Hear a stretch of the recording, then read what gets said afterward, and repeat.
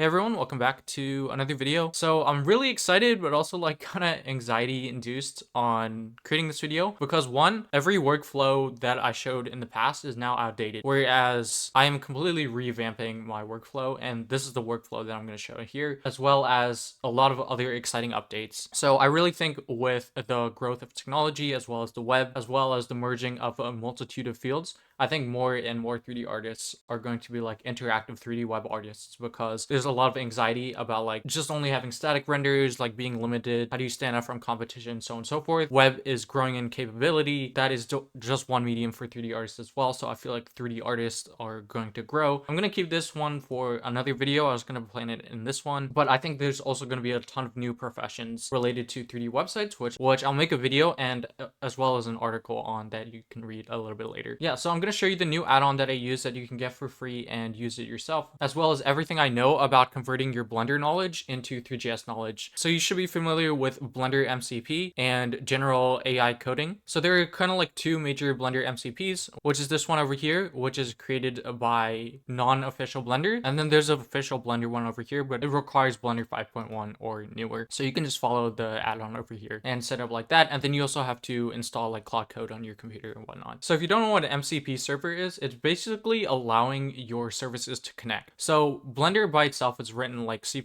right? And based on Python scripting and so on and so forth. So in order to let your LLM communicate with Blender is basically what an MCP server is. That's all it is. So here you can see in my add-on over here, I have MCP, and you can see my port is starting on 9876, and we just connect that with Claude Code or whatever agent you're using, and it can run that. Okay, so I'm going to skip number one. I'm going to go to number two first here, and I want to show you how easy it is to create your own add-on.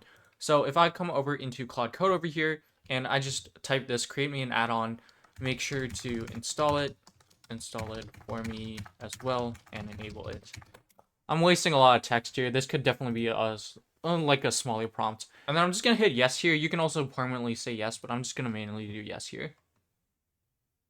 And now if I go back into my Blender file, if I go over here, I go to my add-ons, you can see a spawner here, and I do spawn 10 cubes, and you can see it's already working. And if I just keep spawning cubes, how cool is that? It's already working. And then now I can ask it, hey, this add-on kind of doo-doo. And now I'm saying, hey, it's okay if you need to uninstall and reinstall it, but this add-on kind of doo-doo, buddy, bro. Can you make it spawn other objects instead of just cubes? Look at that. I didn't even have to close it or do anything. I can just like choose. Now it's spawning spheres. Now it's spawning cones. Now it's spawning cubes. Oh my god. But yeah, and then now it's like, actually, I don't want it anymore. And then now I'm telling it basically, hey, I don't actually want it anymore. Can you get rid of it? And take a look. It's no longer in my set of add-ons. Now, one thing I do want to mention is when you create and install an add-on with Blender MCP, you're not going to see it show up here unless you close Blender and reopen it. So that was the exact method I used to create this asset prep tool add-on that I have over here. There are a lot of tools. I'm not going to go through every single one because I'm still working on it. If you want to try it out, you can try it over here. There might be some unnecessary stuff I might remove and definitely some more stuff that I want to add later. But it's kind of already useful. So I just want to do a quick demonstration of what that might look like with my workflow.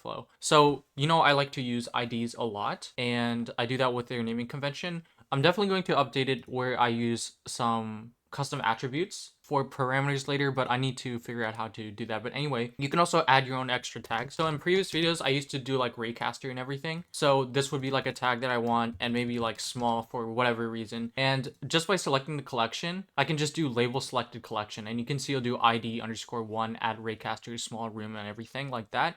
And then you can also propagate the names to the objects. So if I click that, you can see it propagates the collection name to the objects as well. There are some times where, well, I guess this is intended, but the mesh data does not reflect the name itself. Now that is not always an issue, but sometimes it is. So it also has like this apply mesh data over here. So if I do apply there, you can see now the mesh data also has the same name there. Same thing with dog. I can change the index for dog and I can label it. And now you can see it's ID_2. And then same thing, I can propagate it to there. And I can do it for both of them at the same time. Additionally, when it comes to adding simple bake, like in the past, I used to manually do UV map simple bake, or I ran a custom script. It's now directly built in the add-on here. So I can just do simple bake, add my UV map, and you can see that it's over there and it's highlighted. I can also make it active if I wanted to as well, but I'm not going to make it active.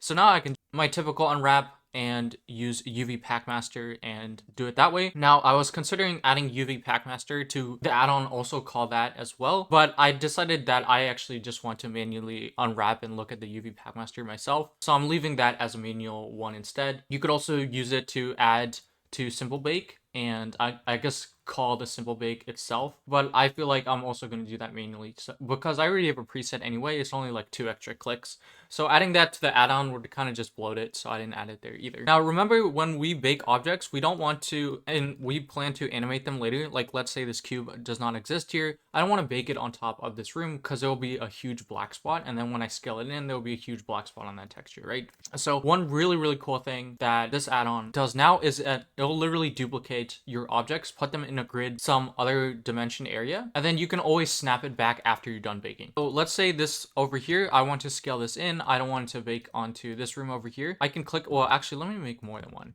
Yeah, so we have 3 over here. What I can do is like just increase the spacing of the grid, I guess, and do duplicate to grid, and it's going to hide all my original objects as well as create duplicate ones. Then as long as I have the same lighting uniformly across these, or however it should look over there, I can create an identical lighting setup over here, right? And then just bake these separately. And once that's done baking, like in Simple Bake, you have this copy objects, which I used to do, but this time I'm just applying bakes to the original objects themselves. You can come over here and do snap back to original, and it'll go back to its original location. That way you don't have to manage a separate entire Simple Bake objects either. You don't have to manually move anything, and you don't have to like snap cursor back, which I was doing in previous videos for so long. So next on the tab over here is code. So this is like your GLTF transform as well as your GLTF JSX to convert to React 3 Fiber components. So I still need to work on this, but right now you can process an entire directory or a single object. I want to later adjust it where you can like upload the ones that you want to use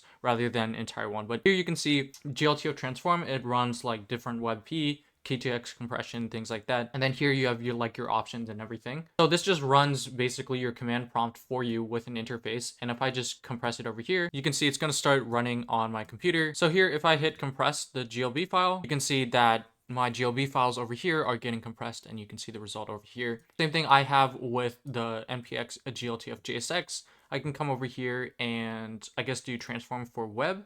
I can also change the textures here because that comes with GLTF JSX. So if you want to compress here, you can compress here or compress here. But again, same thing, input directory, output directory is the same folder over here. And I do generate JSX. And you can see it's actually going to start outputting the JSX. So if you wanted to, like in the previous video, run another script on top to like add export defaults or hook up your textures and all that sort of stuff, you can totally do that as well as part of the add-on, or maybe like a Node.js script if you wanted to as well, or even a PowerShell script or Bash script or whatever. I still need to figure out that sort of workflow for myself because it kind of depends on every single person. So this one is just the image one. So here you can see I have like low K2X. This is if you want to do independent textures. So you can see all my PNGs over here. I'm just going to select this one, and I'm going to, well, I also have the option to convert to WebP, but yeah, I just clicked on this over here, and now you can see that it's converting my PNGs to K2X, and you can see the file size difference over here. This is like 15, 18 or whatever, and now it's like 1 megabyte, 900 kilobytes. And yeah, it's just going to go through each one until it's done, just like the baking process over here. Okay, the next thing I want to talk about are these geonodes. So I made a simple setup based on this beginner tutorial here into my Blender file over here. You can see the name is test. So I wanted to convert, like when you watch a tutorial and then you practice it into your Blender file, and then can you just get that directly in code? And the answer is yes. Now, of course, it depends on your GeoNode setup, but before I talk about that, let me just show you. You can see the prompt that I used over here, and it basically got it in, well, for this simple one, it got it in one single prompt, and I didn't even make it a good prompt here. You can see I said in TSL, but I only needed instance meshes. I didn't need custom TSL and storage buffers and things like that because I didn't need all that extra information. Whereas, however, for more complex GeoNode setups, I feel like those are going to come in handy. So I didn't even get a good prompt here. Well, I did say you should do instancing too, which I guess kind of hedged it or primed it to use instancing anyway. But anyway, the prompt was terrible. You can see I called it my G, but it still one-shotted it, and then I just added it to world manually, even though it could do that. So if I go back over here, you can see that it also added my custom hatch material directly over there. you can see that it's also on my object over here, which is so cool. The only thing it got wrong was the location, and I'm sure a prompt could fix that because it's like over here in my Blender file. Yeah, so when it comes to more complex GeoNode setups, not all of them the AI is going to get. So you might have to know a little bit of math or pass in a little bit of documentation or guidance on what node translates to what. But beyond that, as long as you have like the general basic knowledge of what that does as a 3D artist, you can totally translate any, or sorry, maybe not any, but like a lot of your GeoNode setups directly into Three.js code. Another cool thing here, so I'm using the Singleton or the Bruno Simon design pattern for this project. You can see I literally asked it to export my GLB file and put it into my models for me, upload it to my assets for me as an asset itself, create a completely new file for it, and add it and instantiate it to my world over here, all in one go, in one single prompt. And I didn't have to do anything. It took like 10 seconds. And then the following prompt over there is my TSL test plane over here in Blender is a mix of noise and Voronoi texture. And you can see my next prompt over here is to convert that into TSL. I should have given it a screenshot and then also had it give it a little more guidance here by telling you what noises I used and things like that. That way it doesn't have to like take its own screenshot. So it asked me if I could take a screenshot and things like that. Obviously, I increased my usage that way, but I just wanted to show you like you can have like a pretty bad prompt over here and it does a fairly good job. I did prime it to search the internet because I knew there's going to be some existing noises that I could use online, like the MaterialX noises, like these over here. So I knew I was going to look for this and find it and use it, and ultimately it actually did exactly that. I did put it in a separate file, which is not what I wanted, but whatever, it doesn't really matter. You can see that it imported the noises that someone else made over here. And if I put it side by side, obviously it's not perfect, and you could probably put it in little GUI to tweak it a little bit, but the general foundation and idea is there. So as long as you have like a basic understanding of what the noise does and how to like tweak different parameters, you can get pretty close pretty quickly. And this is actually kind of what I was doing because there's no real translation one-to-one as of now. I was trying and putting each of the Blender nodes into a more systematic way that I could reuse and mix match together. So that's exactly what TSL Graph is, which is a tool, a visual editor tool to basically use TSL nodes visually instead. Mine's a little different because I'm trying to create the Blender node exactly rather than the TSL node exactly. Obviously, I was just attempting it just to learn it, but I feel like if you're an artist, you could probably figure out as you learn, as you prompt AI and a little bit of math on how to guide it to recreate your material here. So that kind of brings me back to MaterialX, which is kind of a universal export format that Three.js is increasingly improving. So some of the Three.js core maintainers are like working on their own custom solutions for that and like MaterialX support. So we might not actually have to use AI to transcript anything, but I feel like it's still a really, really good learning tool if you want to convert your Blender nodes, like even mathematically, but also like conceptually. I don't know if that makes any sense. Also, shout out to Alvaro for the tip over here.